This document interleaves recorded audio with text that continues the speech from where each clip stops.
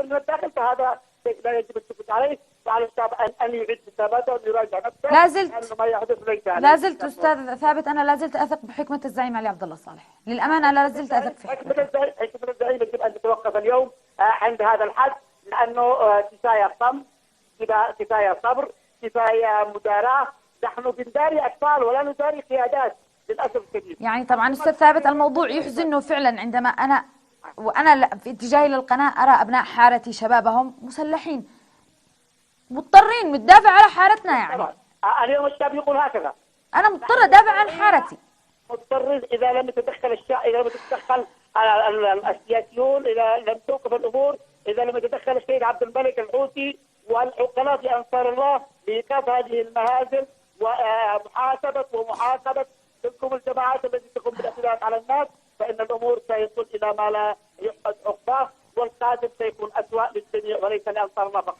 نعم استاذ ثابت، اذا سمحت لي ابقى معي لمطالعه هذا الخبر الموجود طبعا في الصفحه الثانيه من صحيفه اليمن اليوم بعنوان 10 شهداء وجرحى في اعتداءات انصار الله على جامع الصالح وقيادات ومقار المؤتمر وانقلاب على الشراكه، والمؤتمر يحذر.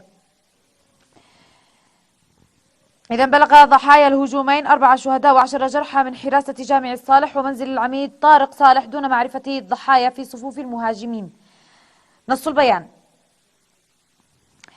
إذا أضاف مصدر أن مسؤولي الجامع وافقوا على تخصيص أحد ملاحق المسجد، إلا أن المفاجأة كانت مباشرة، وهي كتائب الجماعة في مهاجمة المسجد وقصفه بالRPG والقنابل اليدوية والأسلحة الخفيفة والمتوسطة واقتحامه ب500 مسلح، فضلا عن 10 أطقم تم إدخالها إلى باحة الجامع.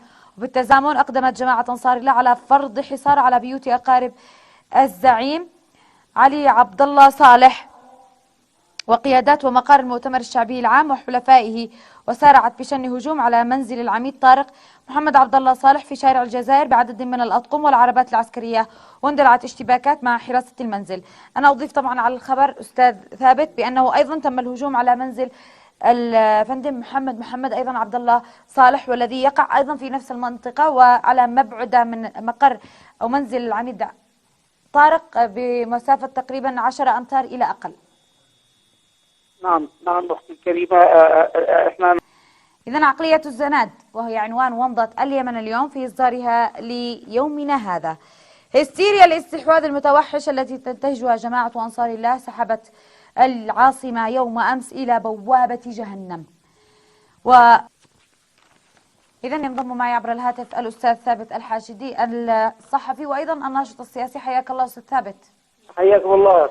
تعقيبا طبعا من قلب فعلا مليء بالحزن على ما تشهده العاصمة صنعاء من انتهاكات واعتداءات واستفزازات.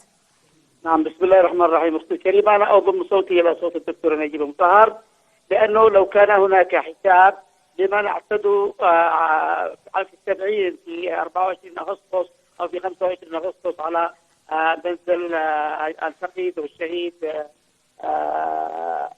إلى هذا، أكيد الأمور ستكون أفضل. لكنهم هناك كثير من خالد الربي كان أحد الشهداء الذين قتل ظلما وعدوانا ومع سبق الإسراء والترصد. نعم. ومع هذا تم التفاوض وإيقاف المشاكل. وأيضا هناك حتى إذا اتهمنا أن هناك طرف آخر يريد أن يثير الفتن، فالطرف الآخر لا يحمل شعار أنصار الله ولا يحمل بنادق أنصار الله، لكن من يقومون بالاعتداءات المتكررة والأخطاء المتكررة هم من جماعة أنصار الله. إذا احنا نبحث مع أنصار الله من هو الطرف الذي يتواجد مع أنصار الله الذي يقوم بإثارة الفتن والمشاكل والنعرات الطائفية وغير الطائفية.